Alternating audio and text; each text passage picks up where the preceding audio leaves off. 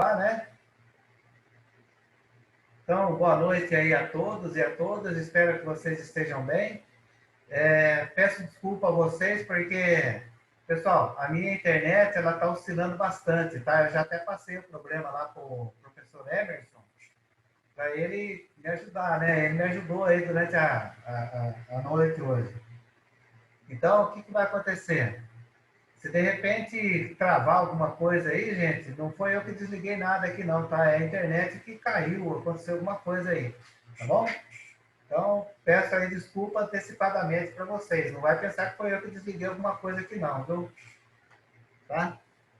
Então, vamos lá. Vou compartilhar uma tela com vocês aqui. Aliás, antes disso, né? Eu vou fazer outra coisa.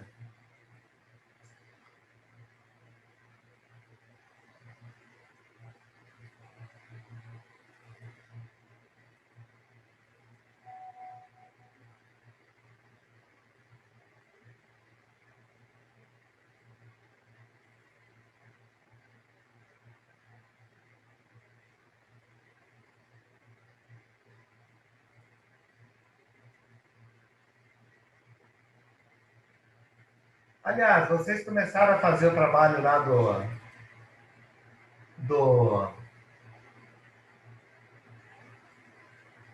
do ciclone, pessoal? Tem que fazer, viu? Não pode esquecer não, hein? Tá?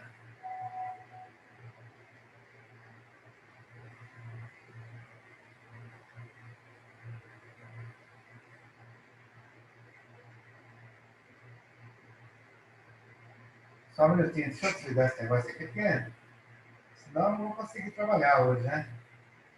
Tem muita gente conversando comigo aqui. Tadadá, tadadá. Ok.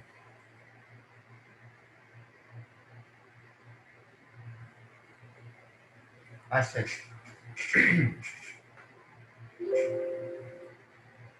Às vezes acontece uns negócios aqui meio estranho. Bom, então olha só. Antes de a gente começar, deixa eu mudar a tela aqui, que eu vou ter que compartilhar, né? Ok, beleza.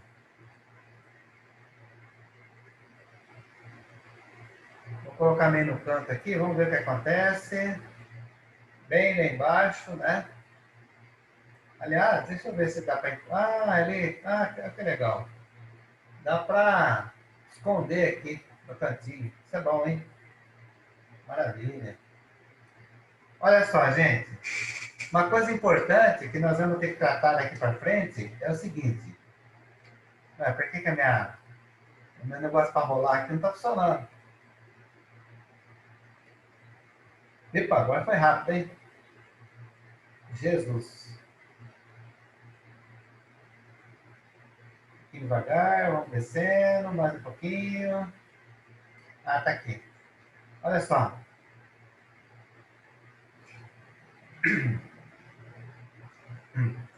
Um item que nós vamos precisar trabalhar dentro aí das operações, né, de movimentação de carga são itens relacionados a tambores.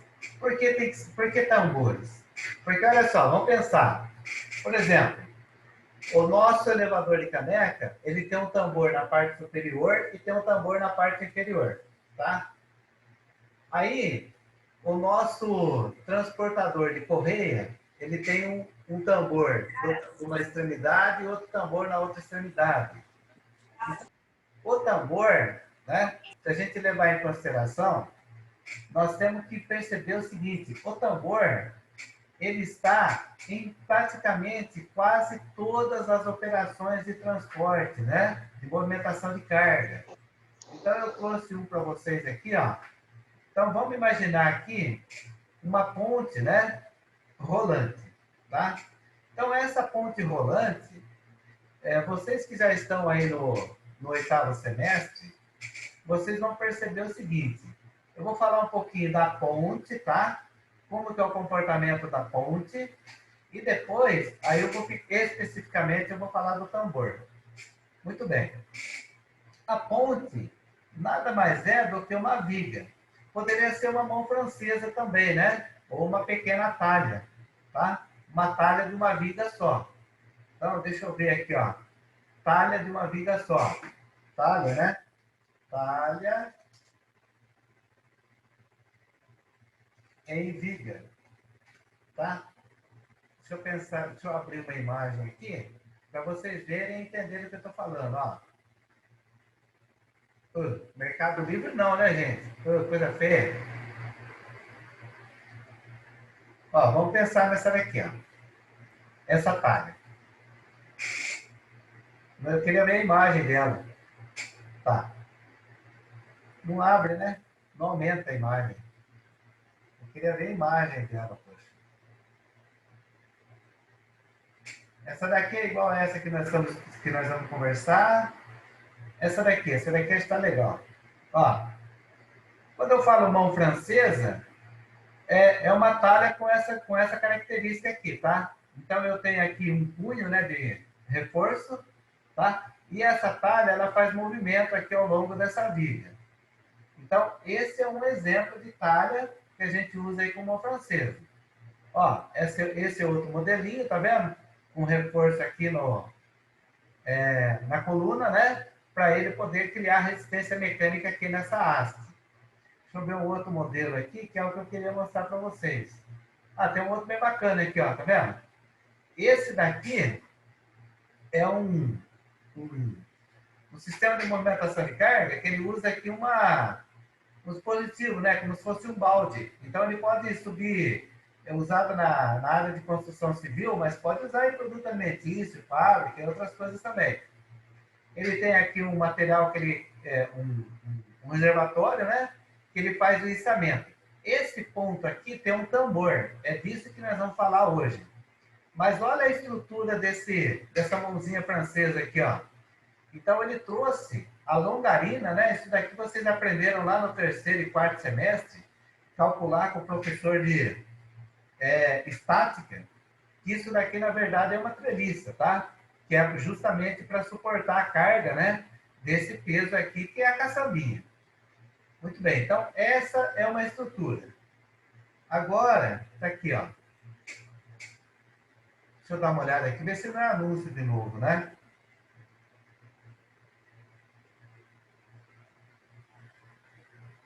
Vamos ver se ele abre a imagem. Tá. Não quer abrir? Abriu. Olha só. Esse daqui é uma estrutura de movimentação de carga muito simples, tá? Mas ela é simples, mas ela é muito utilizada dentro das indústrias, tá? Para movimentação de peça, material, né? Principalmente no departamento de manutenção. Porque, por exemplo, se eu for movimentar um motor lá de 150 HP, é um motor meio grandinho, né? Pesa aí mais de 150 quilos. Não dá para mim movimentar um motor desse, gente, simplesmente com a mão, porque ele é pesado. Então eu tenho que montar uma estrutura dessa. Aqui dentro tem um sistema de catraca, né, que faz a movimentação e tudo mais, e o carrinho. Esse carrinho ele corre nessa viga aqui. Quando vocês forem fazer uma análise da viga, especificamente da viga, isso daqui é muito simples, gente. Vocês olham o comprimento da viga, verificam se ela tem reação nas duas extremidades, ou seja, eu tenho uma reação aqui e outra reação aqui. Então, isso reage na viga nesse ponto e nesse ponto. Se eu chamar esse ponto de A e esse ponto de B, então eu tenho uma reação A em Y e uma reação B em Y. E a minha carga, ela vai até o ponto central, que é onde que causa o momento fletor máximo, né? Então, para você calcular essa viga aqui, você vai precisar usar aqueles conceitos do professor de resistência dos materiais, que ele falava para vocês lá tanto, né? Sobre tensão. O que é uma tensão? Tensão é uma carga, né, que está sendo aplicada sobre uma área. E vocês têm que lembrar de um conceito chamado de tensão de cisalhamento. Quem é a tensão de cisalhamento? A tensão de cisalhamento é o momento máximo da viga vezes o centroide da viga, ou o centro, né, da viga, esse centroide da viga, mas aí você tem que ver a figura geométrica dessa viga, dividido pelo momento de inércia da viga, tá? Vocês aprenderam tudo isso. Então, vocês aprenderam que tensão de cisalhamento é momento máximo vezes o centroide, né, da figura geométrica, dividido pelo momento de inércia. Automaticamente, você calcula o momento máximo da viga e consegue determinar qual é a tensão de cisalhamento para você conseguir encontrar o tipo de material e a construção geométrica que essa viga tem que ter para atender a demanda do seu projeto. Então, olha, essa viga aqui, ela tem a capacidade de 6 toneladas, 6.000 quilos. A pior situação dela seria aqui no meio, tá? Então, para você identificar qual é o momento máximo aqui, né, gente? O momento máximo aqui, se tem apoio dos dois lados, vocês têm que levar em consideração o seguinte: o momento máximo de uma viga biapoiada é a carga vezes o comprimento dividido por 4, tá? Esse é o momento máximo aqui da viga. Quem lembra dessas equações é só procurar. Quem não lembra, né? É só procurar no livro do Hibler lá, que tá, essas equações estão todas lá. Muito bem. Voltando no nosso slide, essa viga, se eu olhar uma única viga aqui, olha, significa que eu estou olhando para uma viga simples assim, tá? Mas se eu olhar as duas vigas, notem que esse carrinho aqui, ele apoia desse lado e apoia desse lado. O que significa isso? Que se a capacidade do meu tambor for para 20 toneladas, então o momento máximo fletor dessa viga aqui será 20 toneladas dividido por duas vigas. Então será 10, desculpa, são 20 toneladas e essas 20 toneladas têm que ser distribuídas nessas duas vigas, tá? Então, ó, qual é o momento máximo dessa viga? O momento máximo dessa viga será a carga de 20 toneladas vezes o comprimento dividido por 4, porque é uma viga biapoiada, tá?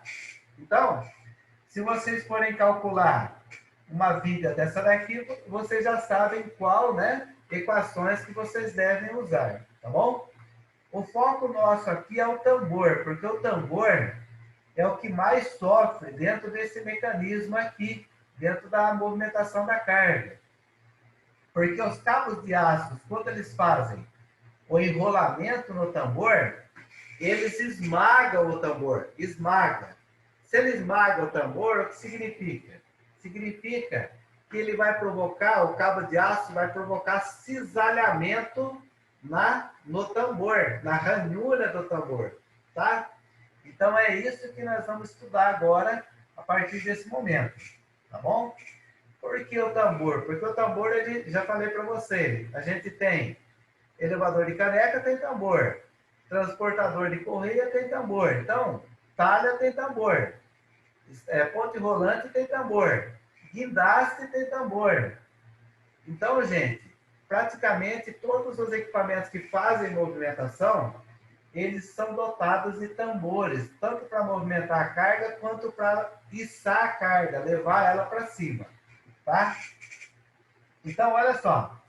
O que nós vamos usar de base aqui, pessoal, será a NBR 8400. Quem quiser, né? Eu coloquei a NBR lá no portal para vocês.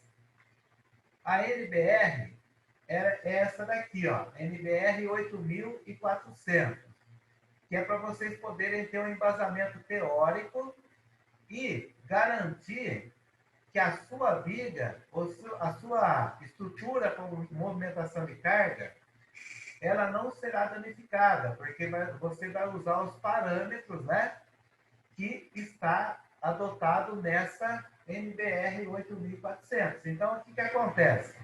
Se você está embasado, você não corre o risco de ser processado caso você faça um cálculo direitinho e o seu projeto ele sofra alguma deformação, né? Sofra algum impacto, alguma coisa nesse sentido, tá? Então, o que nós precisamos conhecer? O estado da carga, né? Que é a força, tá?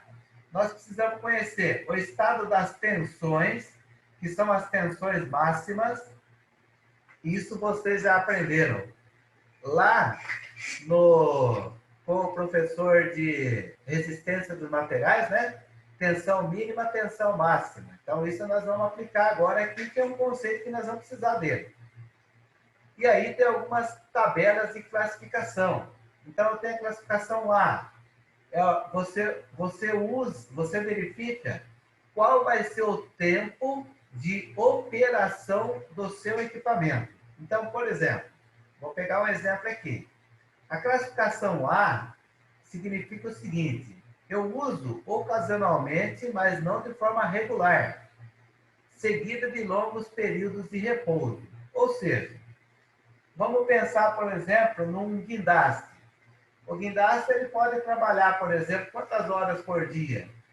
10 horas? 12 horas? 18 horas? 24 horas trocando os operadores?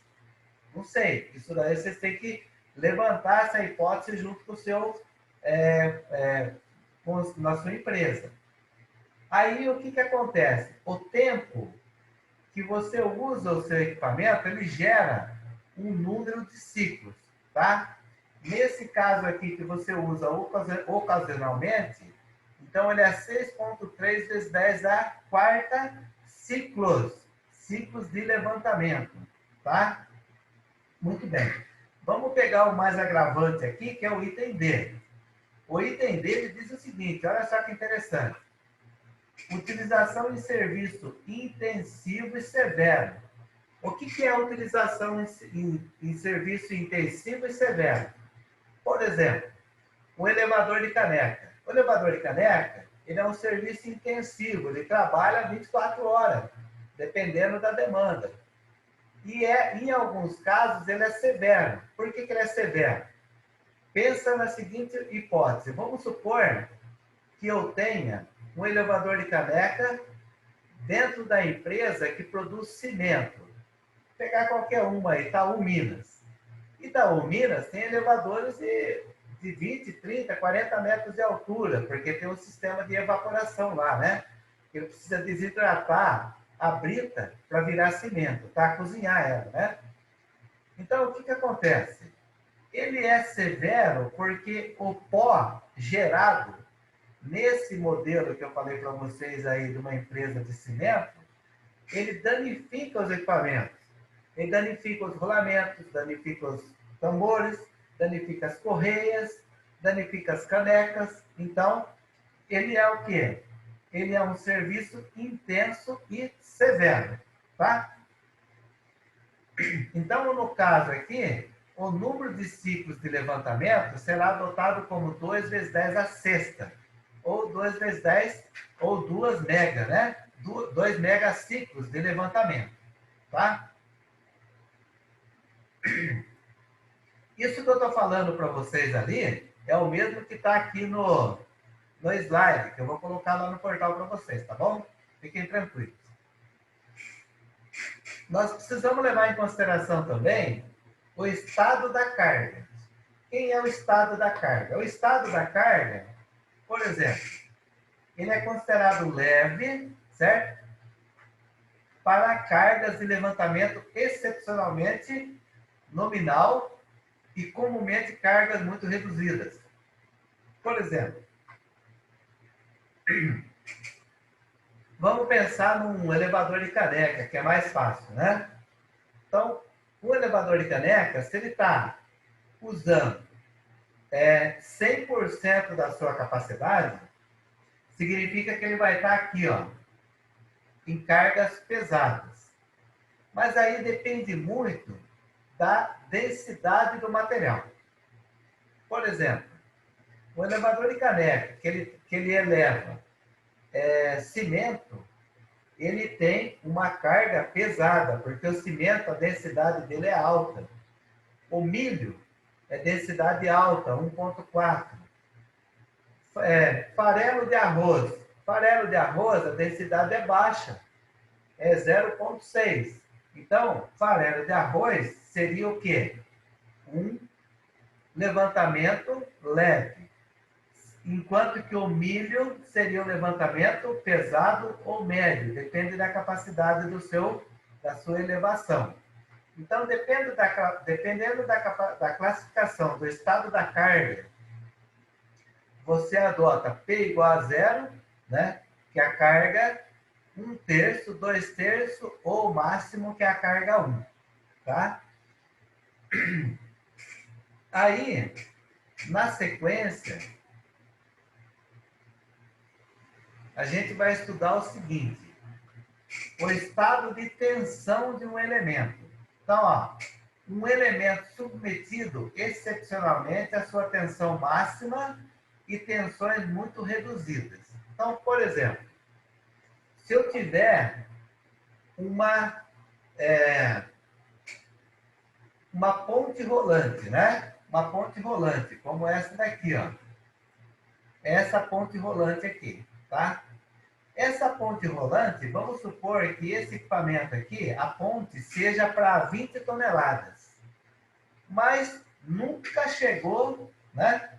Nunca vai chegar a 5 toneladas. Então, quer dizer, ela está superdimensionada, está muito desculpa. Ela está muito acima da sua capacidade de projeto, tá? Então, o que que acontece? A sua carga, você pode considerar como leve.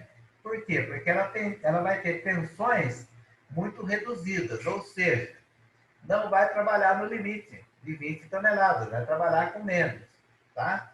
Enquanto, se eu colocar a carga máxima toda vez 20 toneladas, ou 18 toneladas, ou 19 toneladas, ou 15 toneladas, que é próximo de 20, o que que acontece? Então, ele torna-se um ciclo pesado.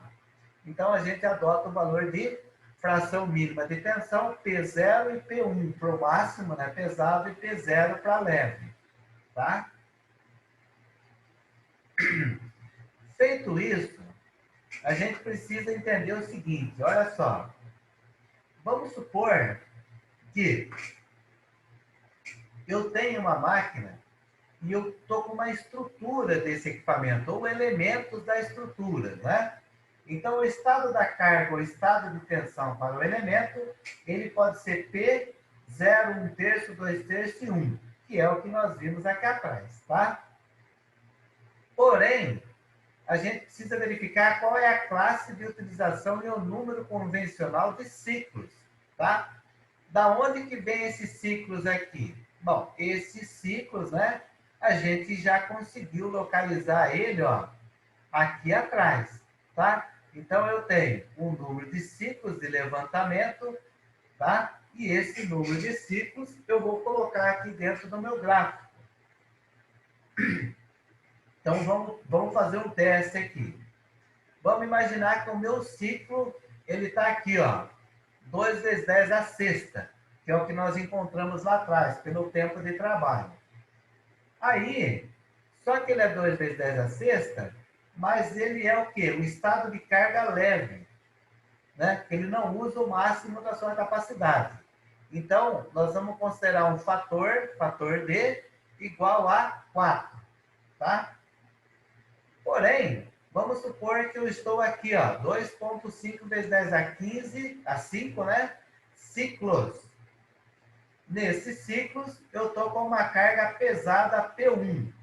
Então, ele tem uma característica B e eu uso um número que representa essa tensão, né? De ciclos de levantamento, de acordo com a classe, igual a 5. Então, vai ser B5, tá? Muito bem. Aí, o que que acontece? Nós estamos aqui, ó, tá? O que que acontece? Eu preciso levar em consideração a classe de funcionamento. Deixa eu abrir aqui que está melhor. A classe de funcionamento, né, de acordo com a norma, a gente tem classes de funcionamento B025 até B5. Quem que determina esses valores aqui? Então, o tempo teórico de utilização em horas pode ser menor ou igual a 800 horas por mês, né? Ou até um ciclo de 50 mil horas, tá? Então, o que que acontece? Eu tenho aqui um tempo médio de funcionamento que ele pode ser de 0 até 0,5 e aí vai variando, de 0,5 a 1, de 1 a 2 até maior que 16. Então, 16, né, é o tempo médio de funcionamento, né, diário, tá, do meu equipamento. 16 horas ou 0 horas. Então, eu vou de 0 até 16. Oi, alguém quer falar alguma coisa? Tá? Muito bem. Deixa eu ver aqui na MR. Ó. Depois nós vamos ver isso, tá? Que é o coeficiente dinâmico. Esse coeficiente dinâmico aqui, gente, ele é bem interessante. Deixa eu ver o gráfico aqui. Cadê meu gráfico? Deixa eu mostrar. Ah, aqui está o gráfico, ó. O coeficiente dinâmico, você tem que pensar o seguinte. Olha que interessante, né?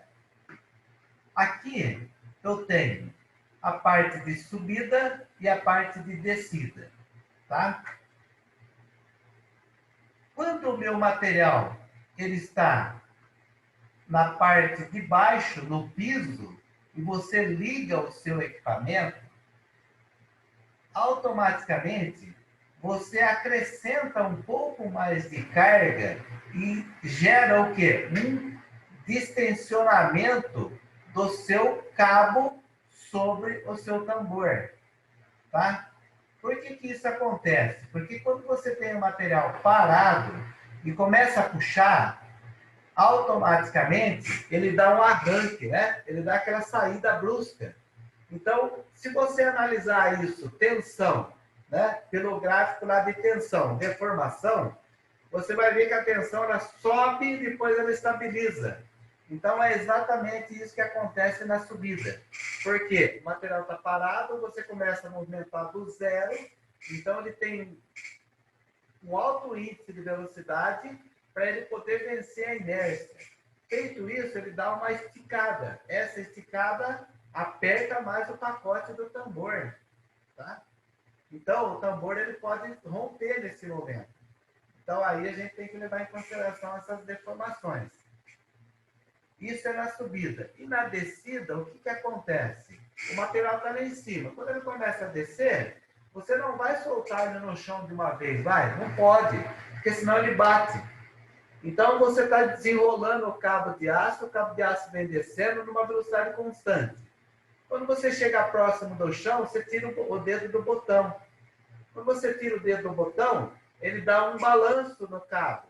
Vocês já viram isso em algum lugar, numa talha, ou num cabo, né, que ele está muito comprido, esticado, né, de forma comprida dentro de dois postes, por exemplo. Então, ele vem vindo numa velocidade, quando ele para, ele dá aquela balançada. Essa balançada é a característica da curva.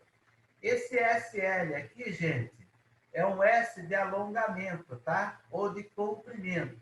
Então, o quanto ele vai alongar quando o cabo, né, ou o equipamento, ele estiver descendo. E o quanto ele vai alongar quando ele for subir. Muito bem. Professor, Oi. só um detalhe aí, ó. Esse negócio de tirar o dedo do botão não funciona não, hein? Por quê? Eu já vi casos e um tempo atrás eu com outro companheiro quase sofremos um acidente Jura? com esse negócio de ponte rolante. O cara tá operando a ponte Ah, e conversando com o outro do lado. não pode, né? O fim de curso falhar, porque tem Então, que ter um sistema de proteção, o tambor enrolar ao contrário. O que estava descendo começou a subir. nossa, olha Até que aí encavalou tudo, estourou o rotor, estourou? formou um arqui. Nossa, E uma vez a gente estava operando uma ponte, içado numa ponte, tinha cone, tudo sinalizando que a gente estava lá. O outro veio com a outra ponte, bateu na gente, começou a arrastar a outra ponte que a gente nossa, estava ancorado. Quase que nós foi. Nós só não caiu que nós tá biçado, né, com Olha só, aberto tudo. Mas se não tiver sistema de segurança, o operador tem que ter. já era. Tem que Normalmente, ter pelo menos dois. Aguinaldo, eu gostei da sua colocação, sabe por quê?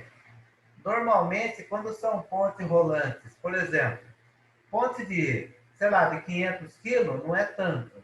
Mas quando é ponte rolante, que você mexe com estruturas de, sei lá, 2, 10 toneladas, 20 toneladas, muito utilizado dentro das indústrias, né? É metalúrgica. Então, o que que acontece? Normalmente tem o sistema de freio. Quando você tira o dedo do botão, o freio ele segura a talha.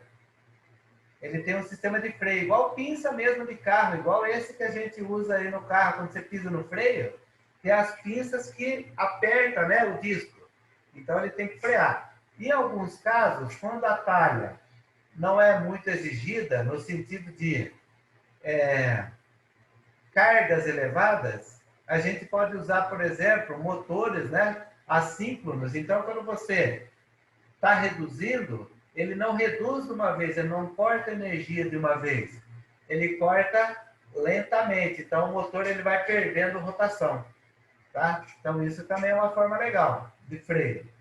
Então, são duas formas de freio que a gente tem no mercado.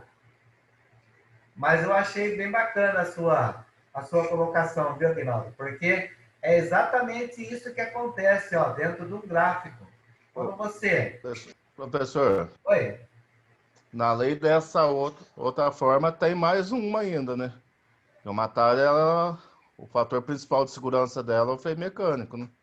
Ah, Esse, sim. É, tem a eu parte falo mecânica. no Mas a içamento da carga, senão uma queda de energia, alguma coisa, tem que desceria de uma parar. vez. Tem que parar. Porque assim, ó, você falou muito bem, viu? Quando tem queda de energia, é igual elevador, né? Quando tem elevador, o sistema lá em cima ele funciona assim, ó. Por exemplo, para o elevador subir e descer, o sistema de freio tem que soltar o elevador. Para soltar, ele tem um solenoide que afasta as pinças para soltar o sistema de elevação. Se acabar a energia, a pinça ela volta na posição de freio sozinha, entendeu? Isso é uma coisa interessante também. Por isso que o elevador não cai. O elevador cai se quebrar o cabo, né? Tem jeito. Aí ele vai cair. Mas mesmo assim, tem alguns elevadores que, de repente, você tem alta velocidade na descida, ele solta essa pata lateral de freio para segurar o elevador para não cair. Tá? Mas aí praticamente quase ninguém usa não usa esses modelos, tá? Mas deveria, né? Às vezes cai elevador, mas é muito raro, hein, gente? Nossa! Acho que na minha vida inteira eu fiquei sabendo que caiu uns 3 ou 4 elevadores aí, né? Que eu fiquei sabendo, né? Mas quando cai também, é uma pena, né? Porque aí não tem muito o que salvar. Muito bem. Então, olha só. Para a gente determinar esses fatores dinâmicos aqui, ó, tá vendo? Que é para a gente saber o alongamento durante a descida ou a subida, tá? Eu tenho um coeficiente dinâmico que ele já é uma coisa tabelada. Então, olha que interessante. Se eu tiver, por exemplo, pontes ou pórticos rolantes, né? Eu tenho um coeficiente dinâmico que ele pode variar de 1,15 até 1,6, desde que a velocidade elas estejam dentro desses valores. Por exemplo, 1,15, a velocidade ela tem que ser maior que zero e menor que 0,25, para ser um fator de coeficiente dinâmico de 1,15, ou seja, 15%, né, gente? Se eu tiver uma velocidade maior que 1 metro por segundo, eu posso usar um valor coeficiente dinâmico de 1,6. Bom, qual é a relação da velocidade com o coeficiente dinâmico? Quanto maior a velocidade na saída, maior vai ser o quê? O esticamento do cabo. Maior vai ser o esmagamento do meu tambor. E e os outros elementos que fazem parte do conjunto, tá? Quanto maior a velocidade de descida, maior será o que? O coeficiente dinâmico, porque essa curva aqui ela vai subir. Quanto maior a velocidade, maior essa curva. Tá? Então, a relação da velocidade está justamente no quê? Na hora de subir e na hora de descer. Tá? Deixa eu ver o outro aqui. Ah, guindastes, né? Com lanças. Então, eu tenho valores aqui, ó. O guindaste, ele tem uma velocidade um pouquinho maior. 1,15 se ela variar até 0,5 metros por segundo. E 1,3 até 1. Por que até 1 para guindaste? Porque a ponte rolante tem os pontos de apoio, que são as reações. Então, quando você mexe com a ponte, você aplica todo aquele momento fletor no centro da viga, que é o momento máximo. No guindaste, é um pouquinho diferente. A gente tem as reações da sapata do guindaste, só que se a minha velocidade for muito alta, o meu fator dinâmico não pode ser alto. Porque quando o guindaste para, aquela carga em movimento, ela cria uma energia cinética e energia potencial. Quando ele para, essa energia cinética é transferida para o guindaste. O que acontece? Ele pode puxar o guindaste para frente, tá? Ele tomba o guindaste. Como a gente já viu aí vários desenhos, vários vídeos no YouTube aí tombando o guindaste, né? Ô, gente, falta 10 para as 11, eu acho que já é o horário nosso, né? Deixa eu parar a gravação aqui. Ó, 10 para as 11, eu nunca segurei vocês até tão tarde assim, né? Então aí, amanhã, a gente continua aqui e eu quero ver se eu já começo a fazer um exercício com vocês, tá bom? Para a gente poder começar a trabalhar. Ele é um pouquinho chato de trabalhar, porque tem vários conceitos que a gente precisa aplicar. Velocidade, tensão máxima, tensão mínima, coeficiente dinâmico, que é o principal. Esse coeficiente dinâmico, gente, não se aplica só aqui, não. Empilhadeira é a mesma coisa, né? Coeficiente dinâmico para... Vamos pensar, por exemplo... vocês já viram aquelas empilhadeiras que carregam? Ó, isso é legal, hein? Empilhadeiras que carregam... eu fechei aqui. Empilhadeiras que carregam container. Vai lá, pega o container, tem aqueles braços, aqueles pontos de apoio um de cada lado, e o container fica no meio. Se o coeficiente dinâmico for muito alto, quando ele para a empilhadeira, o container, se ele for pesado, ele puxa a empilhadeira e tomba. Tá? Então, olha só em quantas aplicações dá para a gente usar. Tá? Então, o coeficiente dinâmico ele é muito importante. Tá bom, gente? Então, eu vou parar a gravação aqui.